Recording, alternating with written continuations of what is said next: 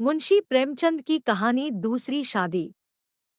जब मैं अपने 4 साल के लड़के रामस्वरूप को गौर से देखता हूँ तो ऐसा मालूम होता है कि उसमें वह भोलापन और आकर्षण नहीं रहा जो कि 2 साल पहले था। वह मुझे अपने सुर्ख और रंजीदा आंखों से घूरता हुआ नजर आता है। उसकी इस हालत को देखकर मेरा कलेजा कांप उठता है और मुझे वह वादा याद आता है जो मैंने 2 साल हुए उसकी माँ के साथ, जबकि वह मृत्युशैया पर थी, किया था। आदमी इतना स्वार्थी और अपनी इंद्रियों का इतना गुलाम है कि अपना फर्ज किसी किसी वक्त ही महसूस करता है। उस दिन जबकि डॉक्टर नाउम्मीद हो चुके थे, उसने रोते हुए मुझसे पूछा था, क्या तुम दूसरी शादी कर लोगे?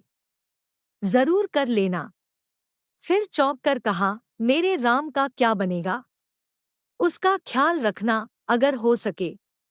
मैंने कहा, हाँ हाँ, मैं वादा करता हूँ कि मैं कभी दूसरी शादी न करूँगा और रामस्वरूप, तुम उसकी फिक्र न करो, क्या तुम अच्छी न होगी? उसने मेरी तरफ हाथ फेंक दिया, जैसे कहा, लो अलविदा। 2 मिनट बाद दुनिया मेरी आंखों में अंधेरी हो गई। रामस्वरूप बेमां का हो गया। 2-3 दिन उसको कलेजे से चिमटाए रखा। आखिर छुट्टी पूरी होने पर उसको पिताजी के सुपुर्द करके मैं फिर अपनी ड्यूटी पर चला गया। 2-3 महीने दिल बहुत उदास रहा। नौकरी की, क्योंकि उसके सिवाय चारा न था। दिल में कई मंसूबे बांधता रहा। 2-3 साल नौकरी करके रुपया लेकर दुनिया की सैर को निकल जाऊंगा, यह करूंगा, वह करूंगा, अब कहीं दिल नहीं लगता। घर से खत बराबर आ रहे थे कि फलां जगह से नाते आ रहे हैं, आदमी बहुत अच्छे हैं, लड़की अकल की तेज और खूबसूरत है, फिर ऐसी जगह नहीं मिलेगी। आखिर करना है ही कर लो।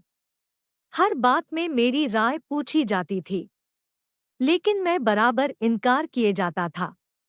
मैं हैरान था कि इंसान किस तरह दूसरी शादी पर आमादा हो सकता है, जबकि उसकी सुंदर और पतिप्राणा स्त्री को, जो कि उसके लिए स्वर्ग की एक भेंट थी, भगवान ने एक बार छीन लिया।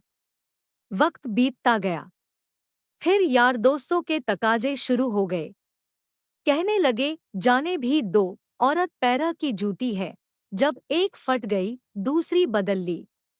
स्त्री का कितना भयानक अपमान है, यह कहकर मैं उनका मुंह बंद कर दिया करता था। जब हमारी सोसाइटी, जिसका इतना बड़ा नाम है, हिंदू विधवा को दोबारा शादी कर लेने की इजाजत नहीं देती, तो मुझको शोभा नहीं देता कि मैं दोबारा एक कुंवारी से शादी कर लूं। जब तक यह कलंक हमारी कौम से दूर नहीं हो जाता, मैं हरगिज, कुंवारी तो दूर की बात है, किसी विधवा से भी ब्याह नहीं करूंगा। ख्याल आया, चलो नौकरी छोड़कर इसी बात का प्रचार करें। लेकिन मंच पर अपने दिल के ख्यालात जबान पर कैसे लाऊंगा?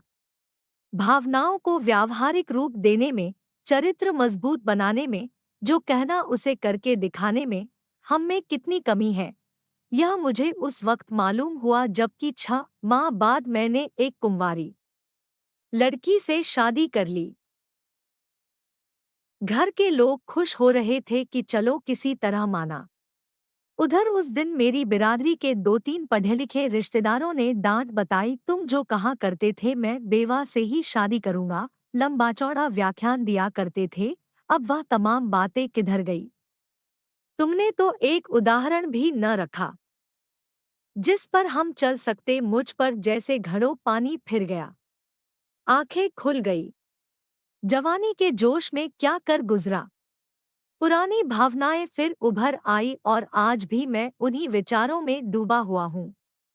सोचा था, नौकर लड़के को नहीं संभाल सकता, औरतें ही इस काम के लिए ठीक है। ब्याह कर लेने पर जब औरत घर में आएगी तो रामस्वरूप को अपने पास बाहर रख सकूंगा और उसका खासा ख्याल रखूंगा, लेकिन वह सब कुछ गलत अक्षर की तरह मिट गया। रामस्वरूप को आज फिर वापस गांव पिताजी के पास भेजने पर मजबूर हूँ। क्यों? यह किसी से छिपा नहीं। औरत का अपने सौतेले बेटे से प्यार करना एक असंभव बात है। ब्याह के मौके पर सुना था लड़की बड़ी नेक है, स्वजनों का खास ख्याल रखेगी और अपने बेटे की तरह समझेगी, लेकिन सब झूठ। औरत चाहे कितनी नेकदिल हो, वह कभी अपने सौतेले बच्चे से प्यार नहीं कर सकती।